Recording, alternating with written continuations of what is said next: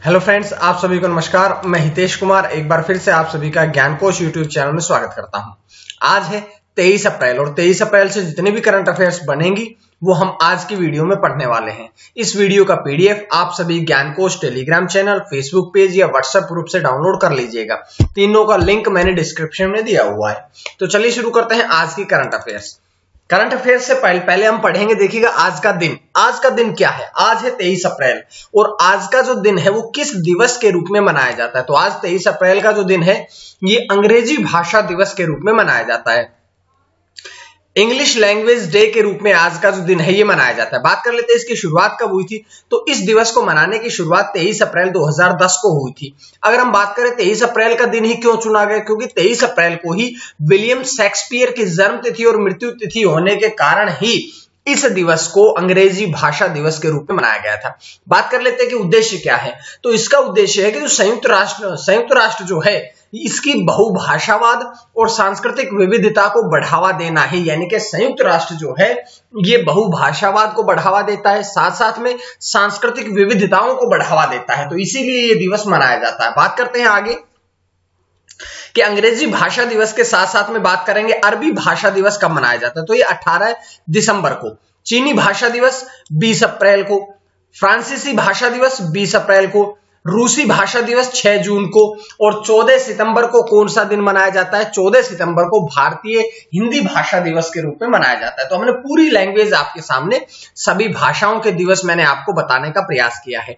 उसके बाद में बात करते हैं कि आज केवल अंग्रेजी भाषा दिवस ही नहीं है बल्कि आज तो विश्व पुस्तक और कॉपीराइट दिवस भी है। यानी कि 23 अप्रैल का दिन विश्व पुस्तक और कॉपीराइट दिवस के रूप में भी मनाया जाता है। इसकी शुरुआत कब हुई थी। तो इसकी शुरुआत 1995 में हुई थी। किसके द्वारा? यूनेस्को के द्वारा। देखिएगा, विश्व अंग्रेजी भाषा दिवस की शुरुआत करी गई थी संयुक्त राष्ट्र के द्वारा, लेकिन विश्व पुस्तक और कॉपीराइट जो दिवस है इसकी शुरुआत 1995 में यूनेस्को के द्वारा करी गई थी। अब बात करते हैं, देखिएगा इसका उद्देश्य क्या है। तो इस दिवस को मनाने का जो मुख्य उद्देश्य है वो ये है कि इंसान और किताबों के बीच की दूरी को कम करना। इंसान और किताबों के बीच की दूरी को कम करना। अब आपने देखा होगा धीरे धीरे आज का समय ज्यादा टेक्निकल होने के कारण हमारी किताबों से दूरी बढ़ती जा रही है। हम मोबाइल फोन, हम लैपटॉप के द्वारा ज्यादा अटैच होते जा रहे हैं, लेकिन इस बीच में इंसान और किताबों के बीच की दूरी को समाप्त करना, इंसान को किताबों के नजदीक लाना ही इस दिवस को मनाने का मुख्य उद्देश्य है। अब हम बढ़ते हैं एक एक करके प्रश्नों की तरफ। तो सबसे पहला प्रश्न है कि भारत के 68वें ग्रैंड मास्टर कौन बने हैं। भारत के 68वें ग्रैंड मास्टर शतरंज खिलाड़ी कौन बने हैं। तो 4 ऑप्शन आप लोगों के पास है। यहां से देखिएगा, अर्जुन कल्याण यानी कि ऑप्शन बी जो है वो आपका सही रहेगा। अब भारत के 68वें जो ग्रैंड मास्टर बने हैं वो बने हैं अर्जुन कल्याण। लेकिन 3 ऑप्शन और भी बचे हैं, इनके बारे में भी हम चर्चा करते हैं। तो जो पृथ्वी गुप्ता है वो भारत के 64वें ग्रैंड मास्टर बने थे, अर्जुन कल्याण 68वें, लियोन मेंडोका जो है वे भारत के 67वें ग्रैंड मास्टर बने थे और स्वयं मिश्रा जो है वे भारत के 62वें ग्रैंड मास्टर बने थे। बात करते हैं पूरी जानकारियां कि अर्जुन कल्याण जो है वो तमिलनाडु के खिलाड़ी हैं। उन्होंने सर्बिया में ड्रैगन कोसिक को हरा करके ये उपलब्धि हासिल करी। और अगर हम बात करें कि भारत के पहले ये गलती से मिसप्रिंट हुआ है, पहले ग्रैंड मास्टर की बात करें, भारत के पहले ग्रैंड मास्टर की बात करें तो 1998 में बने थे। कौन बने थे? विश्वनाथन आनंद। तो बात ये एक और प्रश्न आपका तैयार होता है कि भारत के पहले ग्रैंड मास्टर कौन है? विश्वनाथन आनंद, जो कब बने थे? 1998 में बने थे। बात कर लेते हैं कि 64वें पृथ्वी गुप्ता जो कि 2019 में बने, 63वें गिरीश कौशिक जो कि 2019 में बने, 62वें स्वयं मिश्रा 2019 में, 66वें आकाश 2020 में, 67वें लियोन मेंडोका जो कि भारत के 67वें ग्रैंड मास्टर बने हैं। तो इस प्रकार से पूरी जानकारियां मैंने आपको यहां से दे दी है। उसके बाद है अगला प्रश्न, दूसरा प्रश्न, प्यूमा के ब्रांड एम्बेसडर कौन बने हैं। इससे पहले मैं आपको बता देता हूं कि आपके एग्जाम में ब्रांड एम्बेसडर जो है, ब्रांड एम्बेसडर से भी एक प्रश्न आपका आता है एग्जाम में। तो याद देखिएगा कि प्यूमा के ब्रांड एम्बेसडर जो बने हैं वो बने हैं वाशिंगटन सुंदर और देवदत्त पडिक्कल, दोनों ही। मतलब कि वाशिंगटन सुंदर दोनों ही क्रिकेट खिलाड़ी हैं, दोनों को ही अब प्यूमा का ब्रांड एम्बेसडर बना दिया गया है। तो ये जानकारी मैंने आपको यहां से दी है। बात कर लेते हैं अक्षय कुमार ऑप्शन बी पे थे, तो अक्षय कुमार भी अनेक ब्रांड के एम्बेसडर है, जैसे कि स्वच्छ भारत मिशन, सड़क सुरक्षा अभियान, इन सब अभियानों से अक्षय कुमार जुड़े हैं। अमिताभ बच्चन मैं आपके सामने मुख्य रख रहा हूं, तो जैसे प्लस पोलियो अभियान है, स्वच्छ भारत मिशन से अमिताभ बच्चन भी जुड़े हुए हैं, जीएसटी से जुड़े हुए हैं, डीडी किसान चैनल से जुड़े हुए हैं, और भी बहुत से आपके ब्रांड एम्बेसडर आपको मिलेंगे। साथ साथ में सोनू सूद की अगर हम बात करें तो अभी कुछ समय पहले फिट इंडिया के ब्रांड एम्बेसडर जो बने थे वो सोनू सूद ही बने थे। तो इस प्रकार से चारों प्रश्नों से हमने जानकारियां पढ़ी है। अब हम बात करते हैं इसके बारे में। अगर हम प्यूमा की बात करते हैं तो इससे पहले कंपनी के ब्रांड एम्बेसडर जो थे वो इस ब्रांड एम्बेसडर रोस्टर में विराट कोहली, केएल राहुल, महिला क्रिकेटर सुषमा वर्मा और युवराज सिंह जो हैं वे इससे पहले ही ब्रांड एम्बेसडर के रोस्टर में शामिल है। और अब 2 और शामिल कर लिए गए हैं, कौन कौन? वाशिंगटन सुंदर और देवदत्त पडिक्कल। तो इनके बारे में भी बता दिया आपको। अब हम बात करेंगे प्यूमा के बारे में। प्यूमा कंपनी है, अब इसकी देखिएगा, आपने केवल प्यूमा पढ़ा होगा, अब मैं आपको इसकी फुल फॉर्म पढ़ाने वाला हूं। Programmable universal machine for assembly इसकी फुल फॉर्म होती है। प्यूमा की फुल फॉर्म मैंने आपके सामने रख दी है। बात करते हैं कि प्यूमा की स्थापना कब हुई थी, तो 1948 में इसकी स्थापना हुई थी। संस्थापक कौन है? रेडोल्फ डेजलर जो है वे इसके संस्थापक है। और अगर मुख्य कार्यकारी अधिकारी की बात करें तो बजोर्न गुल्डेन जो है वे इसके मुख्य कार्यकारी अधिकारी यानी कि सीईओ है वर्तमान में। तो इस प्रकार से पूरी जानकारी हमने यहां से पढ़ी। अब तीसरा प्रश्न आपकी स्क्रीन पे कि चुनावी बॉन्ड दाता का नाम घोषित करने वाली देश की पहली पार्टी कौन सी बनी है। देखिए पहले तो मैं आपको प्रश्न समझाता हूं कि ऐसी कौन सी पार्टी है, ऐसी कौन सी पार्टी है जिसने कि जो डोनेट करते हैं पार्टी को, जो दान दिए जाते हैं पैसे या उनके फंड जो दिए जाते हैं, अब उन फंड को अब कंपनी या पार्टी ने सबके सामने रखा है। तो ऐसी जो पार्टी बनी है वो बनी है झारखंड मुक्ति मोर्चा। झारखंड मुक्ति मोर्चा यानी कि ऑप्शन डी जो है वो आपका सही रहेगा। बात कर लेते हैं यहां से। देखिएगा ऑप्शन ए में लिखा है बीजेपी। बीजेपी की स्थापना कब हुई थी? 6 अप्रैल 1980 को। कांग्रेस की स्थापना ए.ओ. ह्यूम द्वारा 1885 में करी गई थी। तृणमूल कांग्रेस जो कि 1 जनवरी 1998 में इसकी स्थापना करी गई थी। लेकिन चुनावी ब्रांड दाता का नाम घोषित करने वाली देश की पहली पार्टी जो है वो है झारखंड मुक्ति मोर्चा। तो इस प्रकार से बात करेंगे कि इस पार्टी ने 2019-20 के जो योगदान दिया था उसमें 1 करोड़ रुपए दान देने की घोषणा करी है। बात कर लेते हैं झारखंड मुक्ति मोर्चा के बारे में। तो ये जो पार्टी है इसका गठन कब हुआ था? 1972 में। मुख्यालय कहां पे है? रांची में। इस पार्टी का प्रभाव जो है मुख्य रूप से झारखंड, उड़ीसा, बंगाल से और छत्तीसगढ़ के कुछ इलाकों में इसका प्रभाव है। तो ये थोड़ी सी जानकारी हमने इस प्रश्न से पढ़ी है। उसके बाद अगला प्रश्न, प्रश्न नंबर 4 आपकी स्क्रीन पे कि माउंट अन्नपूर्णा को फतह करने वाली भारत की पहली महिला कौन सी बनी? माउंट अन्नपूर्णा नेपाल में स्थित है ये चोटी। अब इस चोटी को फतह करने वाले, इस चोटी पर तिरंगा फहराने वाले देश की पहली महिला जो बनी है वो कौन बनी है? 4 ऑप्शन आप लोगों के पास है। यहां से देखिएगा प्रियंका मोहिते। प्रियंका मोहिते जो महिला है जो कि महाराष्ट्र से है, वे अन्नपूर्णा, माउंट अन्नपूर्णा को फतह करने वाली भारत देश की पहली महिला बनी है। बात कर लेते हैं बछेंद्री पाल दूसरे ऑप्शन पे लिखा था। तो बछेंद्री पाल ने एवरेस्ट फतेह किया था। देश की पहली महिला जो एवरेस्ट पर चढ़ी थी 1984 में।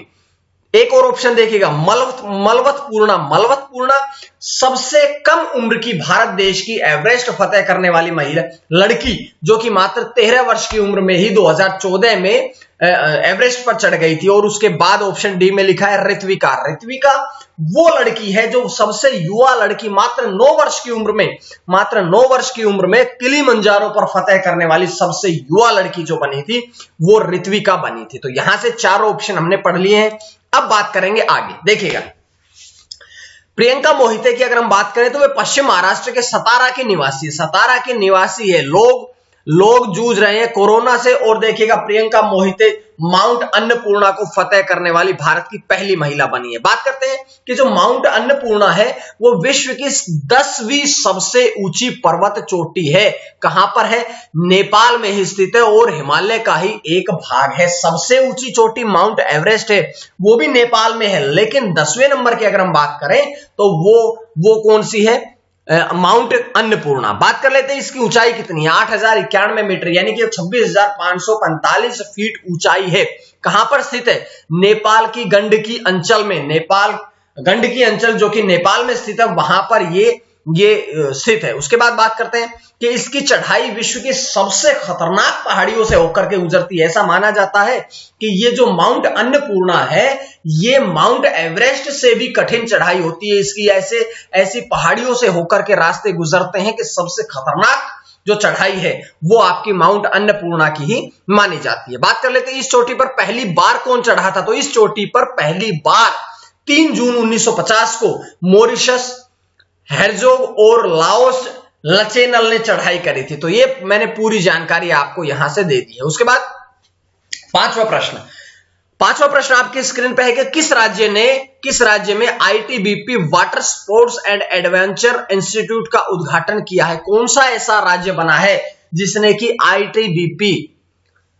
ITBP water sports and adventure institute का उद्घाटन किया है। तो देखिएगा 4 ऑप्शन यहां से आपके पास है, यहां से आपने ऑप्शन सी को सही करना है, यानी कि उत्तराखंड राज्य जो है वो पहला ऐसा राज्य बना है जिसने कि इसका उद्घाटन किया है। और उत्तराखंड में कहा, उत्तराखंड में टिहरी बांध पर। टिहरी बांध, यहां से एक और नया प्रश्न आया आपके सामने कि टिहरी बांध कहां पर है, तो ये उत्तराखंड में है। इसका उद्घाटन किसने किया था, तो इसका उद्घाटन मुख्यमंत्री तीरथ सिंह रावत और खेल मंत्री किरेन रिजिजू दोनों ने मिलकर के इसका उद्घाटन जो था वो किया था। बात कर लेते हैं इसके बारे में। आईटीबीपी भारत तिब्बत सीमा पुलिस, देखिएगा इंडो तिब्बत जो है बॉर्डर पुलिस इसकी फुल फॉर्म है। स्थापना कब हुई थी, 24 अक्टूबर 1962 में। मुख्यालय कहां पे है, नई दिल्ली में। महानिदेशक कौन है, डीजी कौन है, तो एसएस देशवाल जो है वे आईटीबीपी के डीजी है, महानिदेशक है। तो पूरी जानकारी, एक एक प्रश्न की जानकारी मैं आपके सामने लेके आता हूं।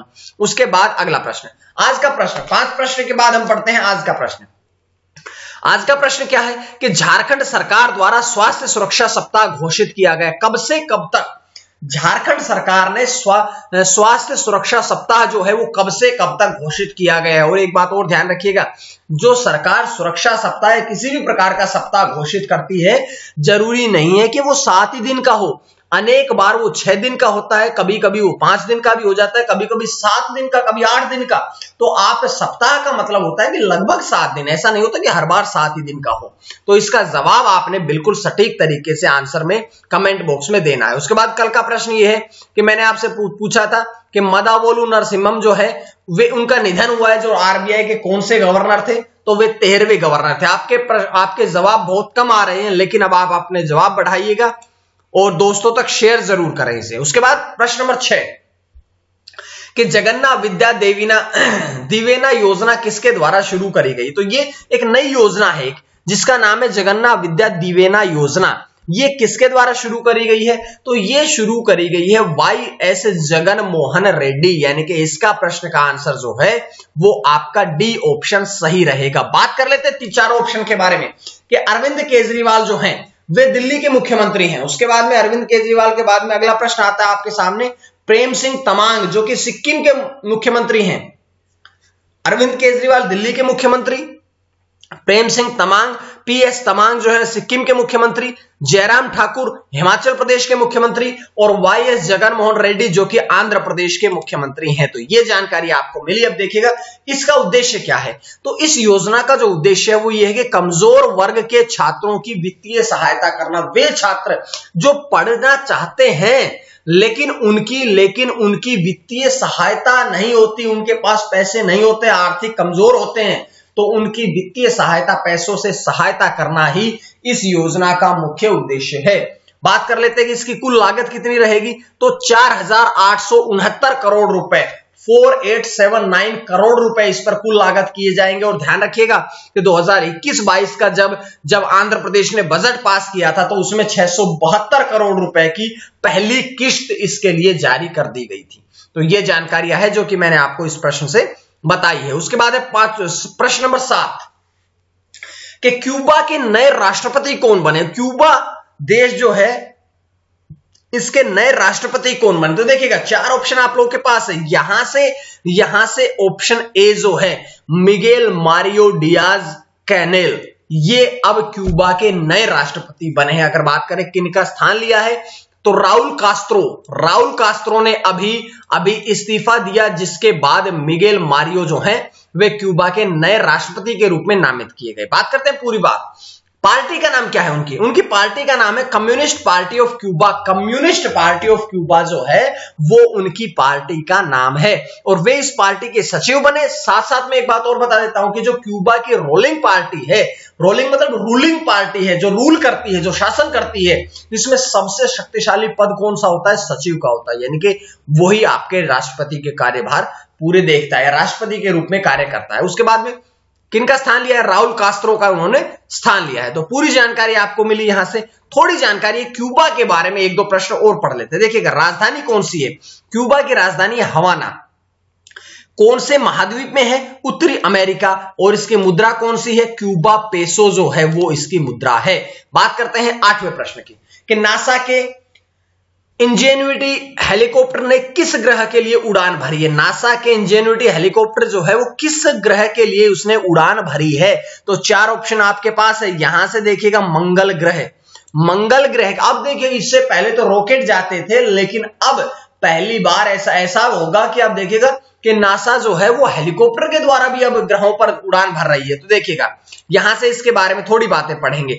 बुध सबसे छोटा ग्रह है, शुक्र तीसरा सबसे छोटा ग्रह है, शनि सबसे बड़ा, बृहस्पति के बाद सबसे बड़ा अगर कोई है तो शनि ग्रह है। और ऐसा कौन सा ग्रह है जिसके ऊपर छल्ला बने हैं? तो वो है शनि ग्रह। उसके बाद में बात करते हैं इसके बारे में कि नासा का ये छोटा हेलीकॉप्टर है जो जिसने कि मंगल के लिए उड़ान भरी है। अगर हम बात करें कि 173 मिलियन मील दूर पृथ्वी पर चित्र और चलचित्रों को यह हेलीकॉप्टर वहां जाने के पश्चात भेजेगा। बात करते हैं नासा ने भेजा है तो national aeronautics and space administration, NASA की फुल फॉर्म हुई। बहुत बार आपके एग्जाम में फुल फॉर्म पूछी जाती है। और कार्यवाहक प्रशासक कौन है? स्टीव जूर्स्की। मुख्यालय कहां पे है? Washington DC, America.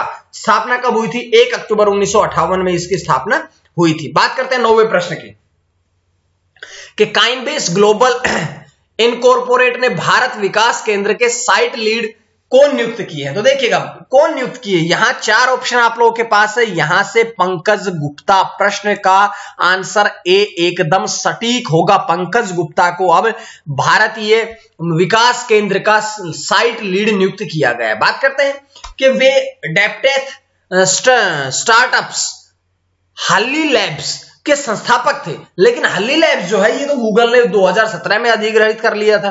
तो उसके बाद में वे अब जुड़ गए हैं कोइनबेस से। उसके बाद में कोइनबेस की स्थापना जून 2012 में करी गई थी। उसके बाद अंतिम प्रश्न आप लोगों की स्क्रीन पे आता है कि केयर रेटिंग्स ने भारत की जीडीपी का अनुमान कितना लगाया है?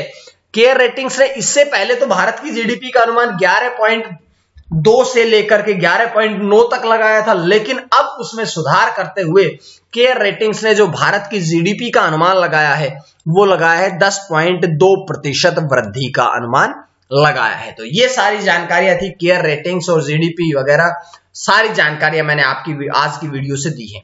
उम्मीद है आपको करंट अफेयर्स की सीरीज अच्छी लग रही है। साथ साथ में आपने और अब तो मूल विधियों की क्लासेस मिल रही है और 1 तारीख से आपको हिंदी की रेगुलर क्लास मिलेगी। तो उसके लिए आप ज्ञानकोश यूट्यूब चैनल को सब्सक्राइब कर लीजिएगा।